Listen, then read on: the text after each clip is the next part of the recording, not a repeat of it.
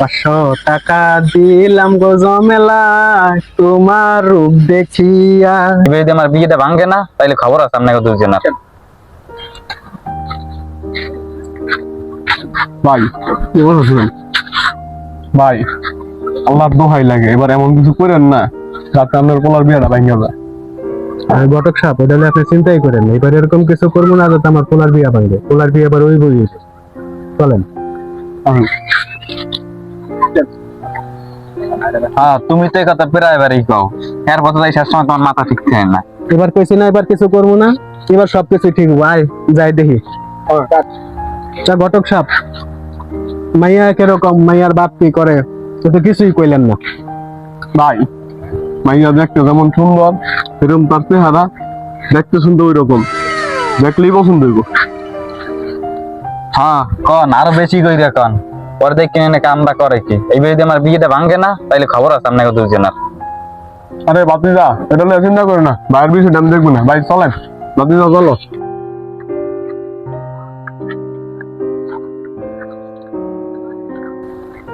আরে মিয়া ঘটক সাহেব, হ্যাঁ কন।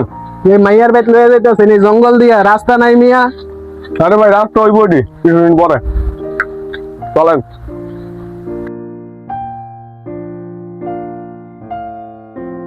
আসুন ভাই, কারণ ভাই এই যে খেত খামার না দেখতেছেন, এই যে এই পাশে এটি সব মাইয়ার বাপের 10 গ্রামের বিচার করে। ভাই মাইয়ের কথা তো সব শুনলেন, রূপে গুণে দেখতেও বলা আমনের বলা বাতা ফেলে দৌড়ে দেবো আর মাইয়া বিয়া দিব নি। আচ্ছা এটা দেখ মনে চলেন। তো ভাই সাহেব কেমন দেখতেন? দেখলাম তো ভালোই। কিরে মা তরন্তির হয় নাই, ঘটক তো আয় বললো। ওই যে দাদা মায়ের বাবু এসেছে। আসসালামু আলাইকুম ভাই। ওয়ালাইকুম আসসালাম, বসেন বসেন, মাইও নিয়ে দিচ্ছি বসেন। যান ভাই বসে বসেন ভাই।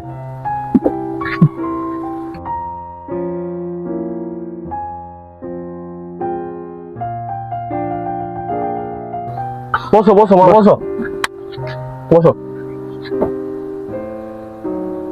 আসসালামু আলাইকুম। ওয়ালাইকুম আসসালাম। তো তোমার ঘুমটা ওটাও তো দেখি মা।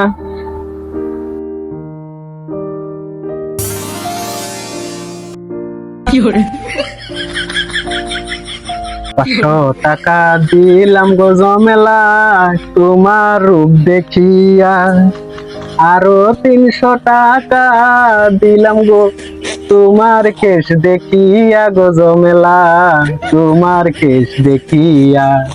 কি গো মা তোলা পছন্দ হয়েছে? হ্যাঁ আমার পছন্দ হয়েছে।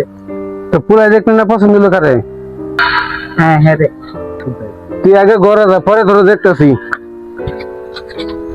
তোর বুড়া সব বিমৃতি ধরছে।